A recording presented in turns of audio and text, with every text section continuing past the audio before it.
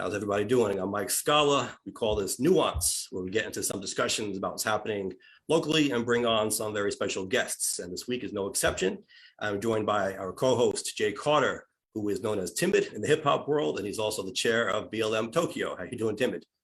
Doing good. You know, it's an overcast morning here, but otherwise calm and quiet. How about yourself? Not too bad. Staying busy. Always a good thing. Okay. And we have a very special guest with us this week. We've got Sal Albanese, who is a former New York City Council member, and he is going to tell us about an initiative that he's working on called New Yorkers for Competitive Elections. How you doing, Sal? Hey, good, Mike. Jay, thanks for having me on. I appreciate it. Thanks for joining us.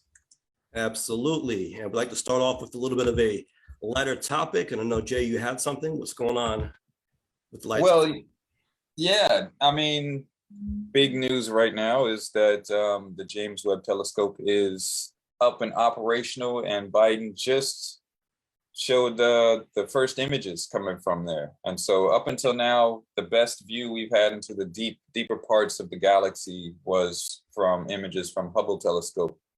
And so this new James Webb telescope is much more powerful. And so we're finally getting to see what the images are. So we've got a couple of images here that compare the two different views. So we can see, let's take a look at some of these here. The one on the left, or I don't know if it's left for you, but left for me, is a Hubble telescope image. And the one on the right is the same image from the James Webb. So you can see that it's clearer and it's brighter. And we're talking about images that go, the light that we're seeing, since the distance is so far away and the way that light travels, the speed, if we're seeing this now, that image would be how that galaxy looked 4.9 billion years ago. Wow. So kind of technically looking into the past. Away. Say what? 4.9 billion light years away? 4.9 billion years ago is what that image is. Right. Yeah. So it's interesting to me. That's, to me, one of the benefits, if you can call it that, of looking into space. It's really our way of looking into the past. Right. Absolutely. And so, and for anyone that's listening on the podcast, these images are available online. You can see, they can see more detail. Things are a little bit clearer. There's another one here. And so that's what's coming out now. Now, personally, I mean, they look great, but I don't know, it still all just kind of looks like a blob of... Right, that was going to be my question. What are they hoping to discover or find with this, if anything? I think, just as with anything, they're looking at, what's out there in the universe, how things are moving. You can tell by the way that things are moving about, what's in that area. And, like we got the orbital paths and these types of things, gravitational forces. You can see, okay, well, this might be something there if things are moving in this manner, type of things. And who knows, maybe, they'll look out there and see a ship or two flying around. Hey, they just had a congressional hearing not long ago about that, right? Yeah, right. About extraterrestrials possibly being out there. But I mean, what are your thoughts on that? I mean, Jay, about UFOs and extraterrestrial bodies. I don't think we're alone.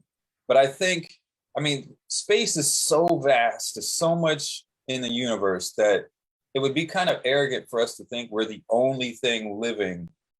Now, I think it's possible that there are probably other planets. I mean, there are definitely other planets like ours, but maybe they have the same restrictions as we do. Like, we're just so far apart that making it to another one would be unfeasible. The Andromeda Galaxy is the closest to us, and it even take, hundreds of thousands of years just to get to there. Or we've been visited, like many ancient cultures and modern cultures have said and reported, and either only a few have had contact with them, or we don't know. It's interesting. Right. Very interesting. And obviously the galaxy, what's out there, is way bigger than just our solar system. So we're not saying that there's life like ours on the planets that we know, but there are so many planets we don't know out there. Yeah, absolutely. And, you know, they could be wondering the same thing, you know. I don't know. It'd be interesting if, you know, someone popped up in a public manner where everyone knew. So it's not like someone's, you know, secret or whatever. That would be kind of interesting. But a lot of cultures throughout the years have talked about contact with, you know, alien cultures and stuff. So Fascinating. You're right. There's a lot we don't know. That's for sure. yeah. So, well, one thing we do know is 24/7 speed cameras are not very popular around these parts, at least. And we did a poll last week. Let's see, I got my numbers here. We asked about New York City speed cameras going 24 hours a day, 7 days a week. Of course, they were supposed to be restricted to school zones and just school hours, but they went to 10 p.m. Now a new state law authorizes them to be on all the time. On my poll on Instagram, 72% of respondents said no, they did not agree.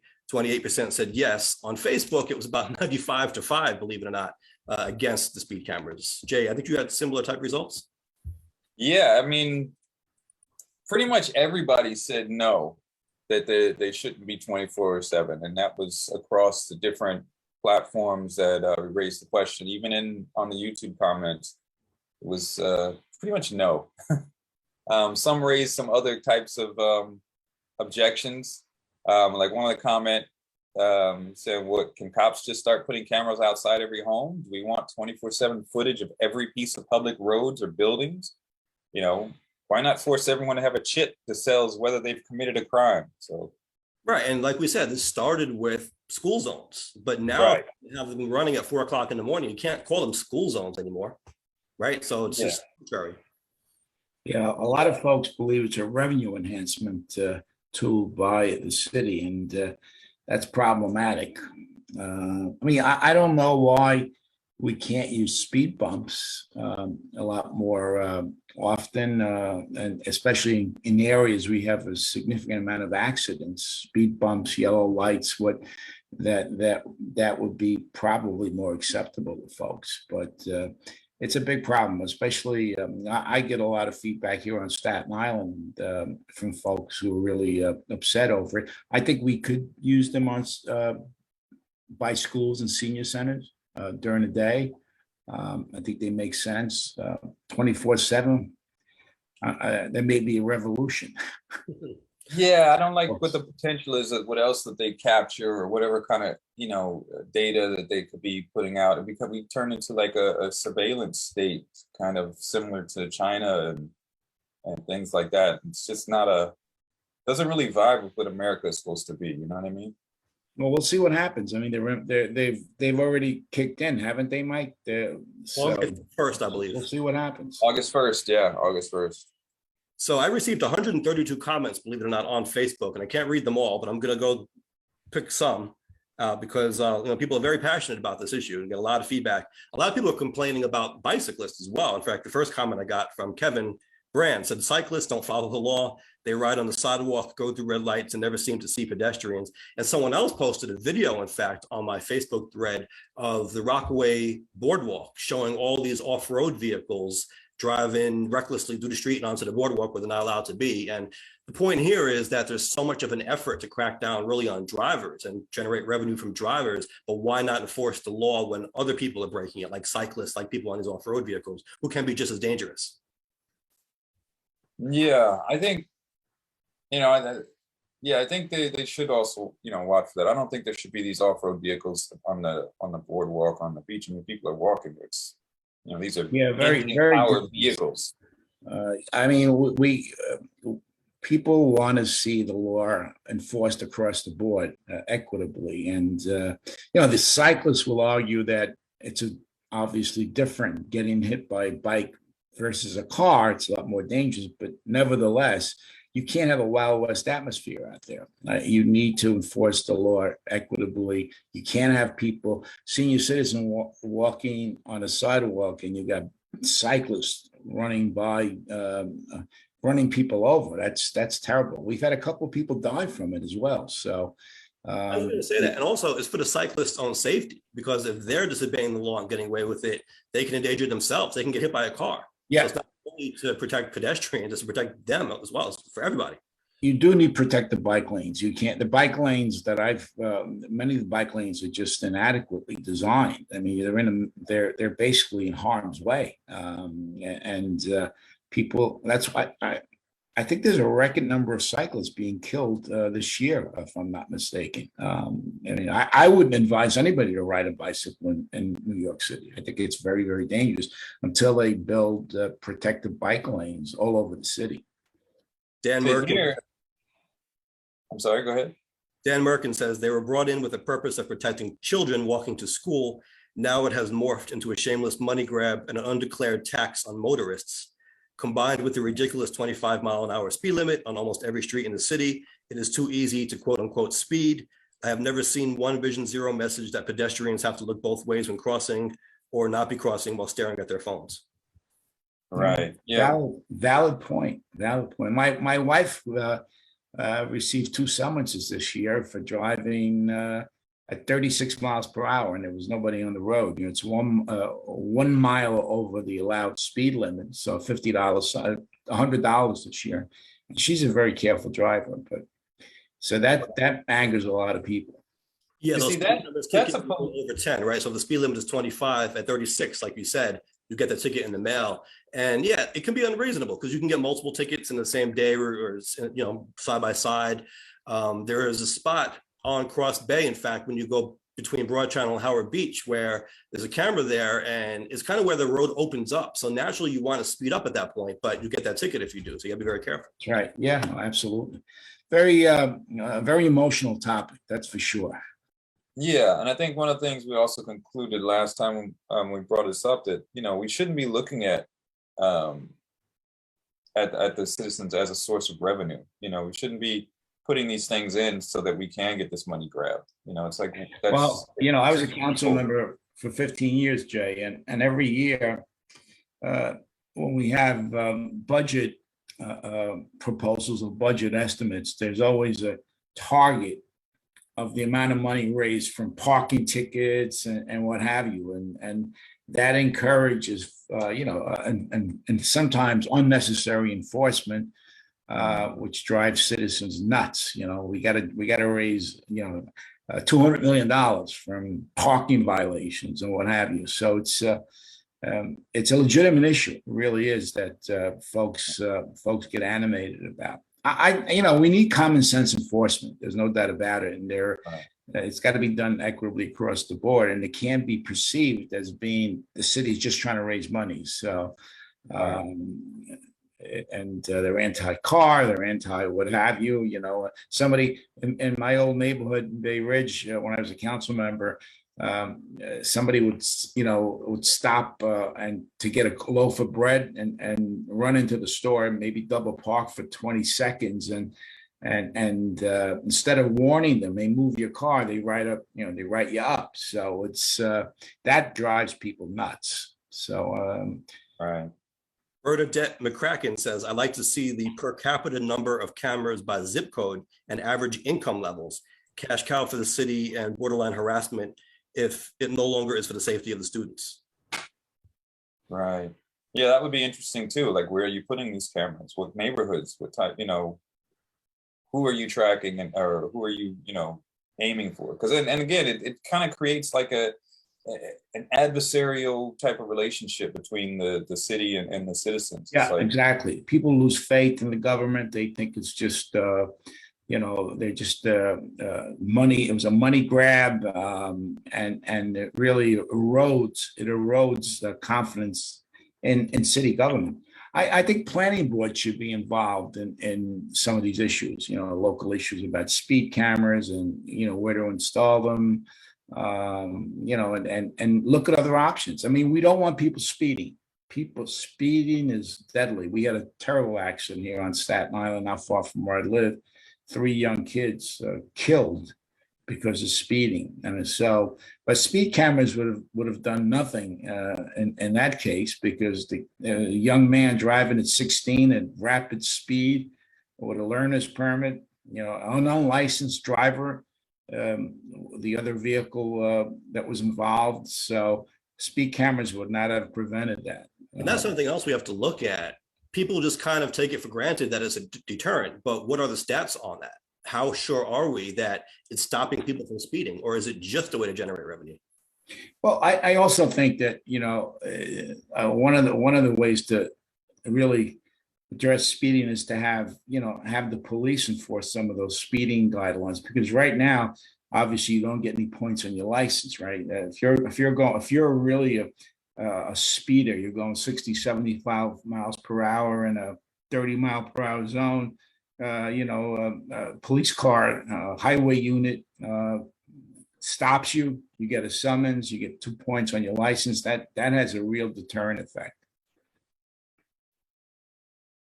It's one way to look at it as well. Now, not everyone, to be fair, was against the cameras.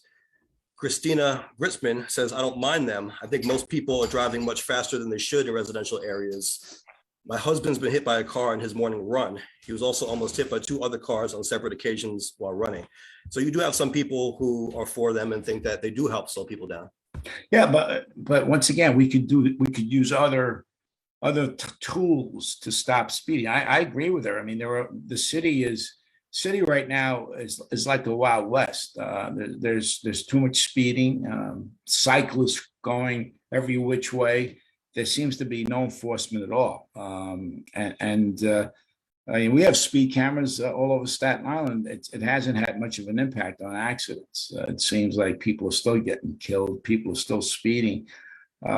So we need to use, I believe, a variety of tools, Mike, Jay, to make sure people don't speed, because speeding is deadly. I mean, those poor kids, their lives, the families of those kids will never be the same because of that accident.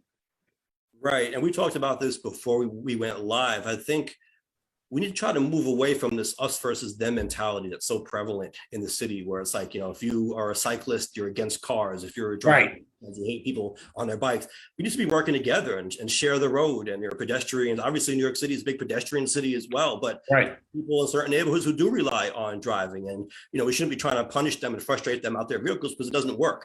Instead, No. let's make mass transit more attractive, right? Let's Right. not take a punitive approach. Let's make things better. Absolutely. 100%. You're right on target, Mike. Absolutely. So, I mean, we have. When I was running for the city council here, I was attacked by the Republicans for advocating for. I don't have a problem with speed cameras around schools and around senior centers, and I was attacked as being a staunch advocate of speed cameras. Once again, that's the politics that we're involved in the city's litmus test, and a lot of the answers are nuanced. They're not black and white, and unfortunately, our political system is geared towards black and white, and most of the stuff is gray areas, right? So Exactly right. And we don't have that space right now in our discourse to allow for that. That is where the solution is most often found, in that gray area. right. It's a good example of that. You said you were described as someone who is so pro speed camera, like a revolutionary on the speed cameras, and now you would be anti-speed camera, but your position hasn't changed at all. No. right. Right. Absolutely. And that's, to your point, Sal, that nuance is very necessary. You got to have those discussions to find those details and to find those solutions. Which is part of the reason why I support what I'm going to talk about, which is Final Five voting, because the polarization comes from our political system, and it has to be re-engineered. Right. So let's get into that. Actually, you ran for mayor, in fact, in 2017, and you came in second place in the Democratic primary. I did, yeah. Far behind, but I was in second. Something to be proud of. And you certainly have the experience, like you said, in the city council for 15 years. You're no stranger to elections in New York City. city council and also citywide. So why don't you talk about what this initiative is and why you think it's needed? Well, Jay, I've always maintained that the political system is broken in the United States. And unless we fix the system, we're going to continue to have folks being elected based on not solving problems, but simply appealing to emotions and to a small percentage of primary voters. We need the Final Five voting initiative that I'm promoting. By the way, it's a national effort right now. Alaska just adopted it. Would minimize all the polarization that we have in our political system. New York City has initiative and referendum. The state doesn't. So what I'm working on with a group of folks called New Yorkers for Competitive Election is a ballot initiative to implement Final Five voting in the mayor's race in New York City, initially the mayor's race for 2025. And basically, we have 1.2 million independent voters in New York City that are shut out of the process, told they can't vote in the most important election in the city, which is the primary. When you look at Mayor Adams, he was elected with 17% of registered voters in New York City. The public advocate and the controller were elected by 9%. They were elected in the primary. So you have a small slice of the electorate that voted these folks in, right? And in order to win these elections, these primaries, you got to appeal to the most extreme electorate on the right or the left. If you're a Republican, you got to appeal. I mean, the Republican candidates for governor, most of them, with the exception of Harry Wilson, have to say that Donald Trump won the election because they have to appeal to the right wing of the Republican Party, or the Republican Party, which is pretty right wing in New York.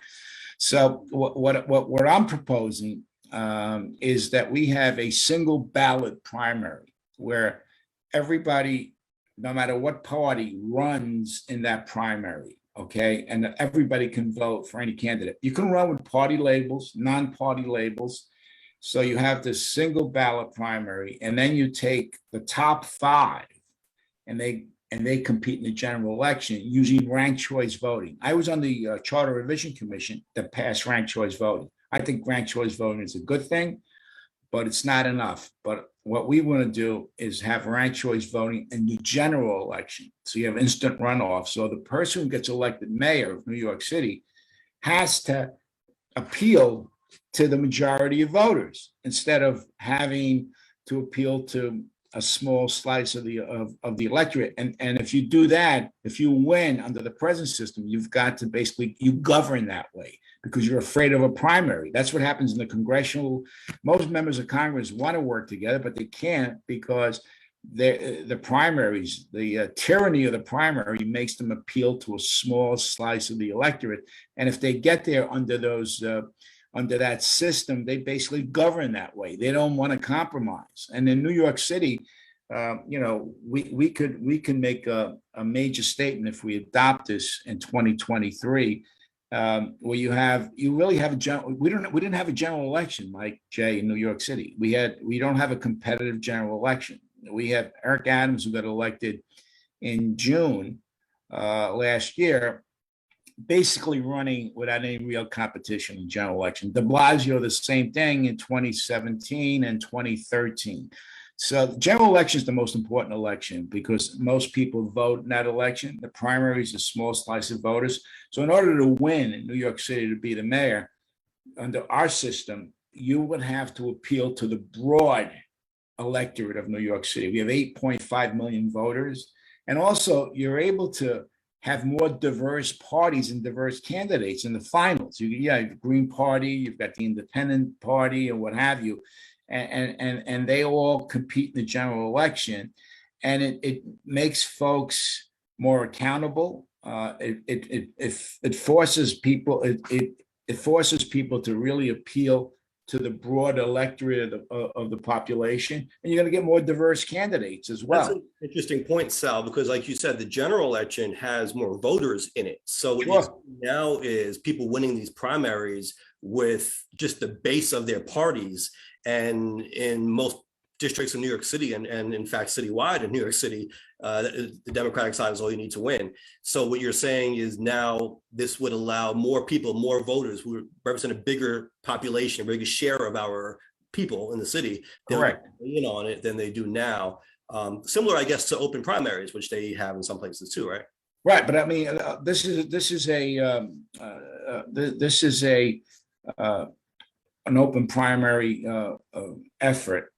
Just a different type of open primaries, because you're allowing independents to vote, Green Party candidates to vote in the primary. So it is an open primary. Only the only thing is that we have ranked choice voting in the general election, which guarantees if you're going to win as mayor of New York City in 2025, you're going to have the majority of voters supporting you.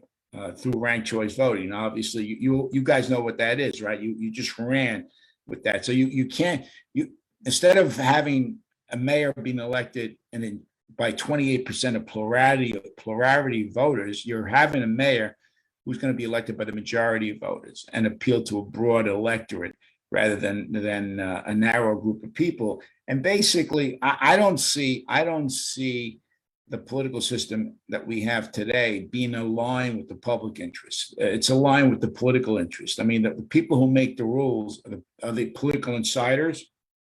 There's a great book called The Politics Industry that Catherine Gale and Michael Porter have written. Catherine Gale is it's called The Politics Industry, and they outline, how much of a big business politics is, consultants and, political insiders. Really, the system is fixed for them. Really, it's not really designed for the public interest. It's designed for this narrow interest of folks that benefit. Jeremy in the chat says, okay, it involves more people, but what legislative body would vote against the self-interest? How do you pass that? So that speaks to you wanting to make it a ballot initiative. Right? Exactly. I was involved. Right. Exactly. They will never do that. Obviously, everywhere open primaries have been passed, it's been done through initiative and referendum. And that's why in New York State, we're a mess, because Albany has to pass reforms, and they won't do it, Mike. They just won't do it because the most important thing to these folks, look, is being reelected, right? That's the number one priority. Incumbent protection. That's why we're doing this through ballot initiative. I was involved with term limits in New York City. I was one of the few legislators to support term limits when I was on the city council, and I worked with Ron Lauder, a conservative, who provided a lot of the funding for the initiative. And every political insider was opposed to it. The Speaker of the City Council, Peter Valone, went berserk over term limits, and they all did everything possible to defeat it. And the initiative passed by 60% of the vote. But it has to be done that way because politicians just will not. Well, they just will not adopt reforms that impact their ability to get reelected. I can't say all of them. I like to consider myself unique in that regard, and a couple others as well who supported term limits at the time. But we need the most important problem facing America right now is a bankrupt political system. I mean, John Adams, George Washington, they talked about partisanship. They say partisanship will destroy the country. And I'm not saying we shouldn't have parties. Parties are important, but parties will reflect what the general population wants and put together platforms that are attractive and make them more responsive under our system. You could run Mike Scala as a Democrat running for mayor, Sal Albanese is a Democrat running for mayor, or Sal Albanese running as an independent. It will shift the debate and will focus candidates to solve problems instead of just vying to be reelected. I don't see a connection quite often between somebody being reelected and the quality of their work. it's, I mean, running citywide, I can tell you this right now, that there are folks that should have never been mayor or never been elected to citywide office, but they were able to raise money from people who do business with the city, hire the right consultants, and you get elected. And then a crisis comes and you realize that these folks can't handle a crisis. So, Now, how do you think the mayor's race would have played out under that system? Would you have any? it would have been interesting. I think you would have seen, Eric may have not gotten elected. Maybe, Kathleen Garcia would have gotten elected, or Maya Wiley. I don't know. But I think that one of the reasons why Eric Adams won is because we passed ranked choice voting. I was in the Charter Revision Commission that passed ranked choice voting, and he came across as the most moderate of the candidates, and I think that's what got him elected. In the general election, I don't know what would have happened. I think obviously he would have been a contender, but he would have not been guaranteed. Well, that's an interesting point, because as you mentioned, he really won in that Democratic primary, but he won the Democratic primary as a more moderate candidate. Now, do you think the general election electorate is more moderate, or how would that be different? Well, the general election, I think general election, most folks would be more moderate in the general election. And would that play to Adam's strength as well, or would Adam? Yeah, it would. I think it would, but don't forget Garcia and only lost by like 1 or 2 percentage points. So you don't know. You'd have a lot more. You'd have independents voting. Don't forget, 25% of the New York City electorate are independents, 1.2 million. We're not talking about 100,000 voters. We're talking about a huge block of voters who are very, very engaged. And in general election, they really don't have much of a choice, right? I mean, Democratic primary is over. The Republicans basically don't have much clout in New York City. They're almost extinct. They got a couple of council members, but the fact is that once Garcia and some of the other Democratic candidates got knocked out of the box, the competition was not there. Curtis Lee was a good guy, but he doesn't appeal citywide. And this would increase turnout. By the way, turnout's dismal, as you know, Mike. In New York City, our turnout is disastrous. Democratic primary voters, 13%, usually 13 to 15%. General election, maybe 24, 25%. So you got a competitive general election, you're going to increase that turnout, and also have you give people choices, and you also force people to crystallize their platform, their issues. So I think Final Five voting is, in my view, the gold standard of political reform, and it should be done across the board for all races. I mean, right now, besides Alaska, Nevada is considering Final Five. San Diego, the city of San Diego, is considering Final Five. But if you guys get a chance, read this book, The Politics Industry. Catherine Gale is the founder of the Institute for Political Innovation. They just gave us a grant. So we received a grant this week. We hired a full-time campaign coordinator. We're going to be doing a lot of stuff on social media. We're going to be building up a campaign across the city. I'd love to come out to Queens one day, Mike, and talk to people about it. We're going to have, it's going to be a real campaign. Talk to us about that, about what steps have to be taken to get this done. What is the process of getting our initiative up for a vote? You have to garner about, and you're an election lawyer, so this would be, I'm sure you know this already. In order to get the initiative on the ballot, you have to garner at least 30,000 signatures from folks across. It doesn't matter what party they belong to, right? 30,000 means 60,000 signatures. You got to double the amount, and you submit them to the city clerk. You got to do that by around. There's no definite date, but by May, I would say, and then the city clerk would have to send them to the city council. The city council could then agree to place the initiative on the ballot, the Final Five ballot initiative on the ballot. If they don't agree, you have to go out and garner 15,000 more signatures. That means another 30,000. So about 90,000 signatures in 2 cycles, because I believe the city council will not approve the final 5 voting initiative. So that's the process. We're going to have to hire a petitioning firm. We're going to garner volunteers. We do have a lot of support amongst some of the Yang voters. Andrew Yang is a big fan of open primaries and final 5 voting. And we've talked to some of the political clubs in the Forward Party, which he's forming here in New York. So what our guy is, the guy that we hired is focused on is building a base for this, across the city, gathering volunteers. It's like a citywide political campaign. We're going to need television, we're going to need radio, and we're also talking to large donors. Mike Bloomberg was a big fan of nonpartisan elections. He tried to adopt them, and when he was mayor, he failed because I think they made a lot of political mistakes. He had pissed off the unions at that time, and all the unions came out against it. But I believe the time is right. People are really concerned about our politics in New York and across the country. The polarization is at an all-time high.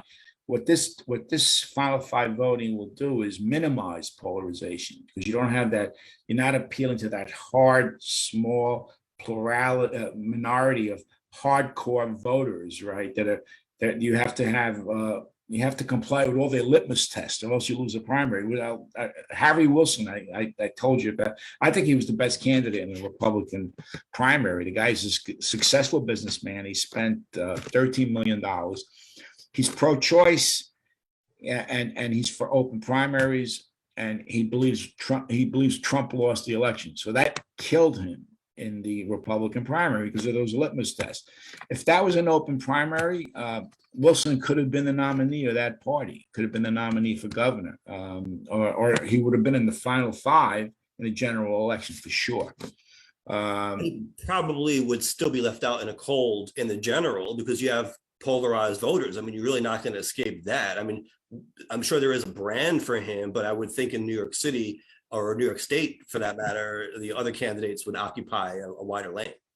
Maybe, I don't know. I mean, I think most people in New York, like most people across the country, I think they're sensible, common sense voters. I mean, Bloomberg, don't forget, in New York City, won a mayor's race. I mean, guy was a Democrat, really, and Republican clothes. He adopted a Republican Party, and he won that election against Mark Green back in 2001. So I don't know. I think most people tend to be open-minded in the middle. I think the extremes on the hard left and the hard right are not the majority. I think they're a small portion of the electorate, and I mean that's why.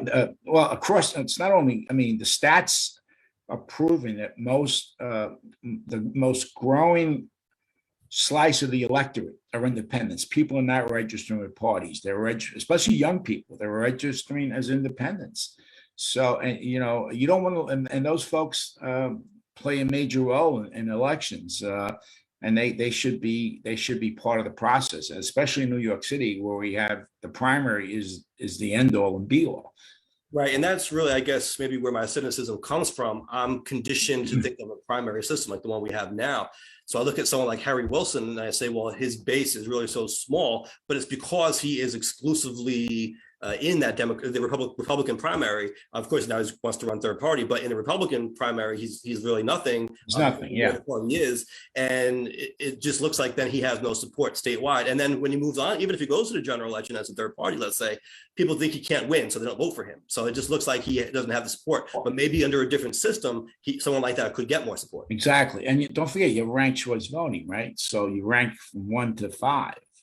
So people could vote. People could vote for Harry Wilson number 2 or number 3, and he may have enough number 1 votes to sustain himself until he reaches that 50% margin, which is the majority, obviously. So that ranked choice voting is, I mean, I think it's a great thing.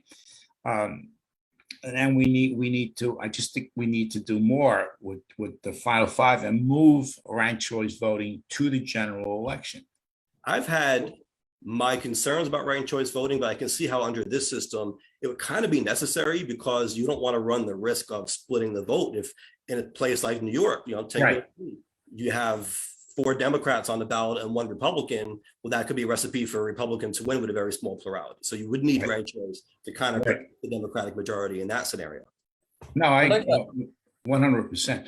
I mean, what's happening now is that we have folks being elected, who garner 25, 30% of the vote.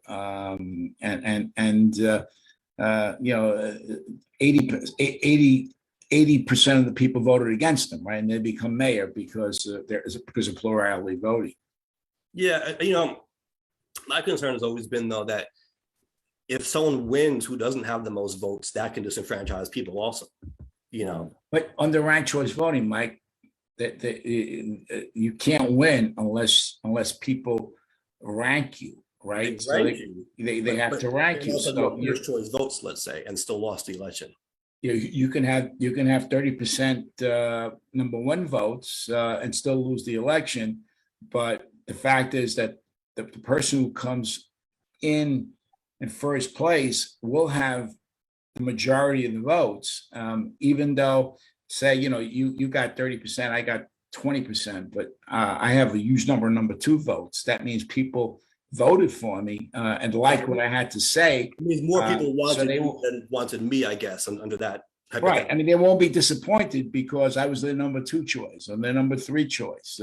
They ranked me. So instead of having a candidate, you vote for one candidate and that candidate wins the plurality of votes, 30%, that person becomes the mayor with 70% of the people voting against him or her. Well, I would still be disappointed if I voted for a candidate and that candidate got the most votes and still didn't win.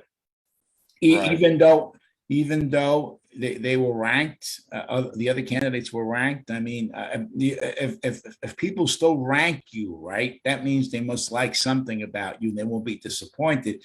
If they don't like you, if they're hostile towards you, they're not gonna rank you number 2, 3, 4, or 5. They're just gonna leave you out. Also, because you don't have to rank people, you can just vote right. for the person if you want. You can just vote. You can just bullet vote for one person. And in my district, that's what I saw a lot, and maybe more so mine than some other places.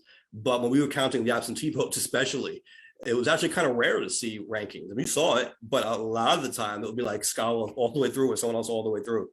Or just one filled in for one. Who came in first in your race in the primary with number 1 votes? Was it? I came in second, but I think we were only short like 72 votes. Okay. And wow. With the ranked choice, we fell a little further behind. Right. So I have a question for you, Sal, in regards to the final 5 voting. What's the downside of it? You said final 5 is like the gold standard, you think, but what would be the downside of it? I to be honest, I don't see a downside. I really don't see a downside. I mean, people can claim, some people claim that why should independents vote in a Democratic primary? Why should independents vote in a Republican primary? Let them register as a Democrat or as a Republican. So there'll be some criticism of that. The opposition usually comes from the political machines because they want to keep the process closed. And one of the arguments they advance is that why should somebody who's a Republican have to be subjected to a Democrat or an independent voting in that primary? So that's one of the major criticisms of right. I mean, I guess primaries. Concerned that someone could try to sabotage. Yeah, exactly. But let's face it, Mike. How do you sabotage? You got to be really well organized to sabotage an effort like that, especially when you have millions of voters. That's one of the downsides, Jay. I would recommend, if you get a chance, to read this book called The Politics Industry. I mean, I look at this stuff from, let's not make the perfect the enemy of the good, right? I mean, there's always some wrinkles, some critique, But in terms of final five voting, it basically solves elected officials, it rewards elected officials who solve problems.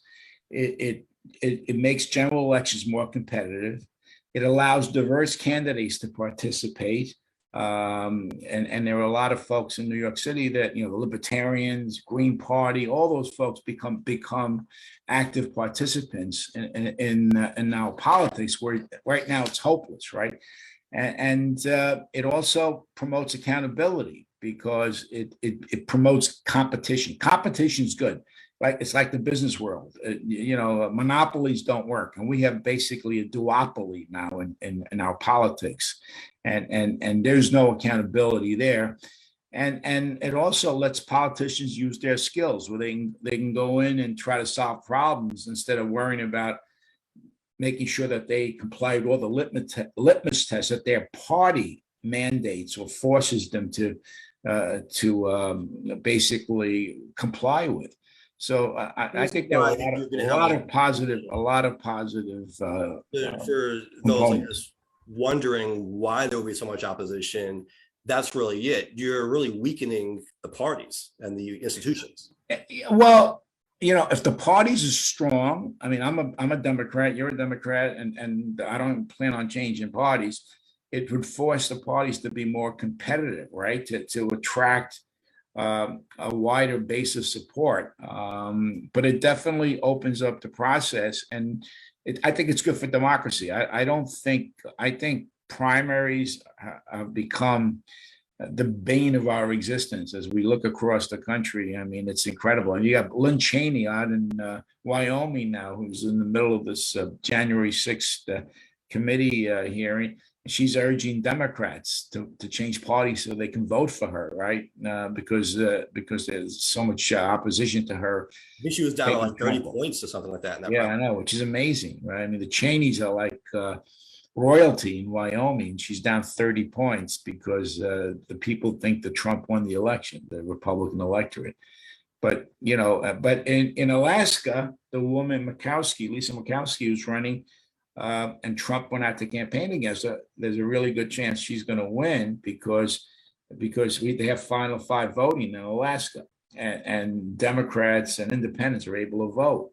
So Lisa, will be saved by final five voting. And I mean, she did the right thing in my view in terms of Trump. I don't know how you guys feel about it, but she's. No, absolutely. So just to recap, or for those tuning in, final five voting, the system would be you would have. Anyone could run in the primary. Single ballot primary. One primary. So you wouldn't have a primary per party, right? So everyone is in it. The top five vote getters, not ranked choice in the primary now, it's just the top five vote getters in the primary move on to the general election. And now you have five candidates, or up to five, on that general election ballot. And again, there's not a primary, so you can be any party, any registered voter can vote in either of these. General election, top five, that's ranked choice voting when you get to Correct. You got it, Mike. Well, that's, your stuff. Well, we got some questions here. Well, one question, Jeremy in the chat says, can we do electronic petitions? I can answer that. New York State does not allow that. As far as getting signatures, they have to be original signatures. In fact, the Working Families Party got in trouble last year. I think they had an e-signature on one of their documents, and all the candidates got knocked off the ballot, despite an executive order. There was some controversy over that, but it's very strict. They'll have to be signatures in original ink. Good business for election lawyers. Yeah, right.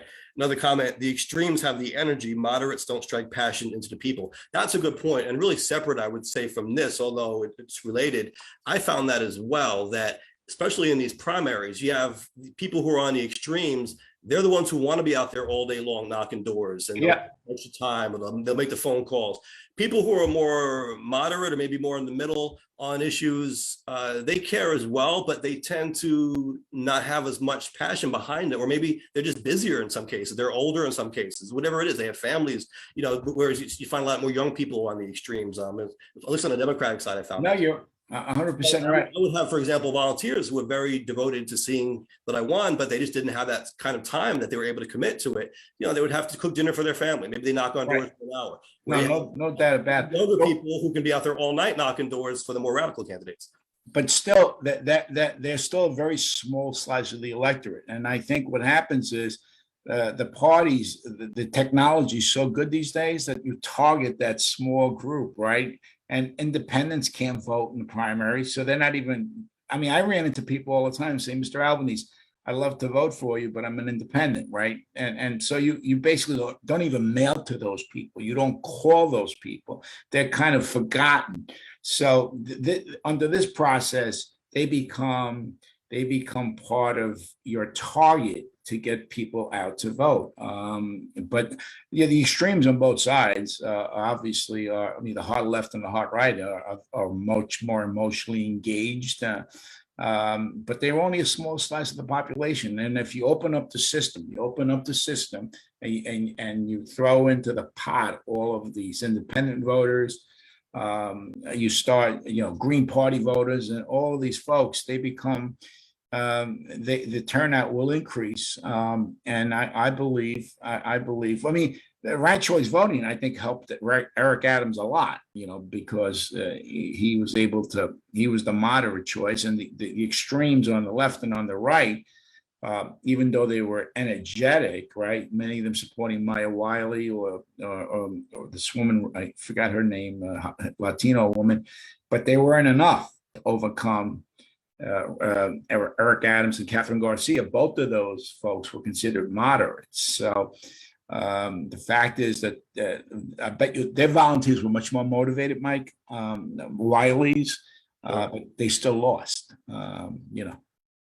Right. But sometimes what you see is these outside groups might not even be from a district. Let's take a city council race, or even if you want to take a citywide race in New York City, maybe it's coming from outside the city, even wherever it's from. But you have these special interests who come and they pour so many resources into these campaigns, and they really have an oversized influence in who wins, because campaigns, especially at the local level, are about who can get their voters out. It comes down to resources oftentimes. It's not like voting for president where everyone's paying attention and watching debates and stuff like that on TV. It's very localized. And so that's an issue. Like, I would take questionnaires sometimes from some of these groups. They would ask you 500 questions and would expect you to answer all 500 of them the way they want. I know. You want to give constitutional rights to elephants. I'll be like, what? I can't go through everything. And then they pour all the resources into the candidate who says, sure, I'll do that. And it does make a difference. Even if the electorate in our district doesn't agree with the messaging, that's really not what it comes down to. It comes down to the resources that these other groups who are on the extremes pour in. Yeah, well, that's another issue in terms of money and politics, and the decision, or these PACs come in, Citizens United. That's another rough issue. I'm a big believer in democracy vouchers as a way to fund campaigns, but that's another story. It's a story for another day. But I think the final five voting is a way to introduce more competition into the process, open the democracy up to all of these folks that are out there, libertarians, independents. That's a very large number. And I think competition is healthy. I really do. Without competition, you don't really have much accountability. There's no connection right now. There's no, in my view, as I said before, there's no connection between getting elected and performing and solving problems. It's irrelevant. You can solve problems and still lose an election. So we got the poll question out, and we have to keep the poll question short because we go about our stories. So it's got to be concise. So how about something like this for this week's poll question for the people out there? Do you agree that primaries in New York City should be open to voters not enrolled in any particular party? See what people think. Yeah, I think that's a good one. And ultimately, I mean, a primary election is, even though, it's so much fanfare, so much coverage and whatnot, it's essentially a closed private election for the party itself. So, I mean, that does beg the question, should people not in the party have a voice in who gets elected to represent the party? So, Jay, that's a great question. And I think you got to step back and look and say, what's important to the public interest? Is partisanship more important than having a democracy that is open and people are elected with a broad mandate? I think that's more important. But parties still have a role to play. If parties have an attractive platform, and they attract good candidates, they'll still be major players. In New York City, obviously, there's an 8-to-1 registration advantage for Democrats, so they're never going to be out of the mix here. But I'm a Democrat, but I'm not really a partisan. I think partisanship is hurting the country badly, very badly, more than ever. I've never seen the polarization being this high, and I think that this is one of the ways to mitigate it. Well, speaking of people enrolled in parties, the Daily News just put out an op-ed a couple of days ago saying that the Independence Party line should be renamed for November. Now, there was a survey 10 years ago that found that 85% of people who were enrolled in the Independence Party thought they were unaffiliated with any party, because when you sign up to vote, you can check off no party, but there were people who were checking off independence, thinking that meant they were an independent. And a lot of people got confused by that. And arguably, that party chose its name to confuse voters, to trick them into signing up for that, not knowing what they were getting into. So what do you think about that? Right now, they're not recognized as a party, so you can't enroll in that party when you sign up to vote. But Lee Zeldin is seeking that line in the November general election. So if successful, he'll be listed as not just the Republican candidate, but the Independence Party candidate, maybe causing more confusion. Yeah, it's been a long-standing controversy, as you know. The people are thoroughly confused about the Independence Party. Maybe they should add another name, or make it a two-letter party, Independence, or something. But I think it's a legitimate issue. I believe when it first started, it was known as the Independence Fusion Party, and they were forced to change it to right.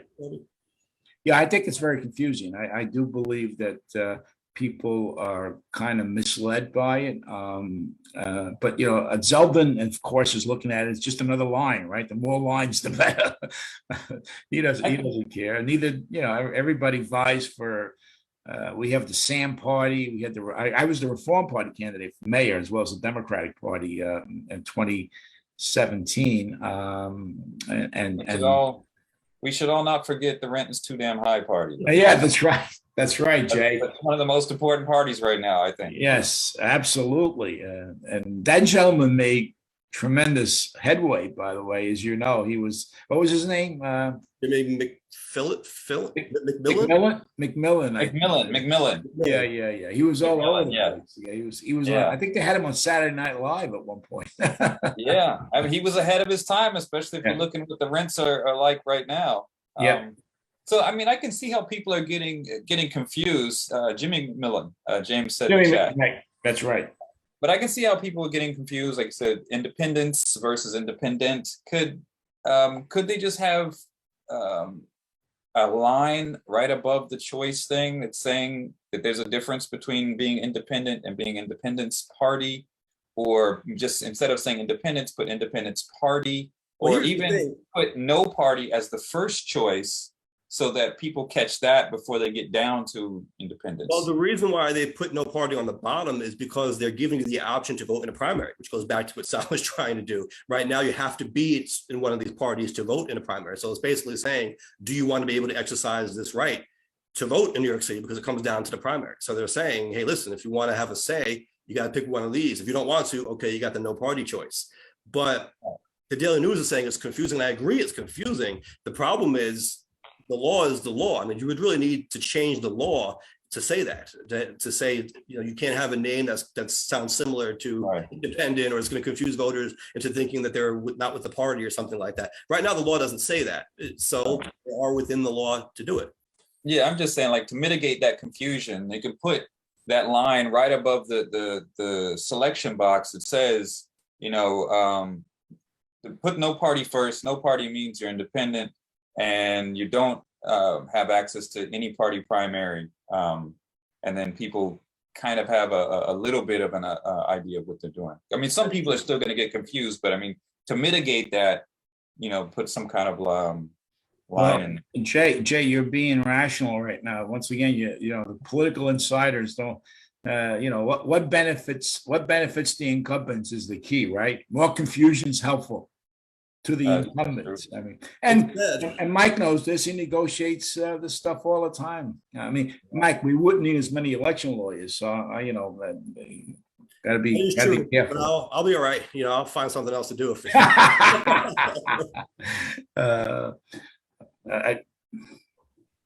I think that's a good point, Jay, though. They really could, when you sign up to vote, be more clear as to what it is. They kind of just assume everyone's an expert, and people aren't.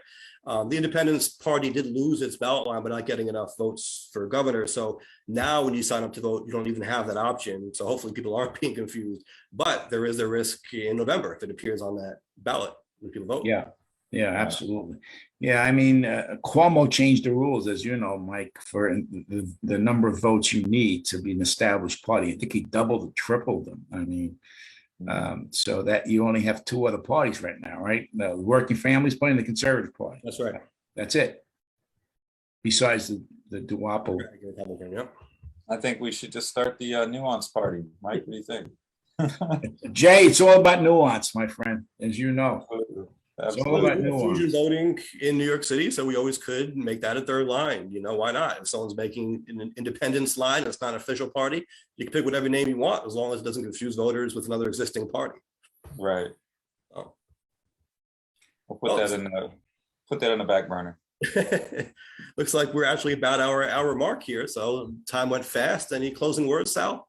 Well, I just want to thank you for having me on, and I hope you consider talking about Final Five in the future as this thing picks up momentum. And I'd love to come out and, if you have any community groups, we can send speakers out to talk about it. I think it's provocative, and I think that most people are interested in having an more open process, and Final Five doesn't. Yes, I'm definitely willing to have that conversation and put the information out to the people. I mean, it's what it's all about. People are going to be deciding, so they should have as much information as possible on it. And where could people get that information? Is there a website for the group? Yeah, there's a website. Good, Jay, thank you for reminding me. It's openvote.nyc. Openvote.nyc is the website. Our group is called New Yorkers for Competitive Election, but we have a website with the steering committee. And on the steering committee, we have folks from across party lines. We have a Republican, we have a Libertarian, we have a number of Democrats that are active, and we have a number of folks around the city. And we are looking for more people to join our effort. We have a Zoom call. We have a call every Monday. So, Mike, if you know anyone who wants to get more involved, we're open to having more people involved. Jay, you're in Japan, so I don't know. But you're also welcome to log on. So openvote.nyc. Openvote.nyc. Good. Very good, Sal. Thank you for joining us. And thanks, Mike. Thank you, Jay. We'll catch you next week. Sal, we definitely want to follow up on this in the future. Great. Look forward to it, Mike. Thanks. Thanks again, Jay. Thank you.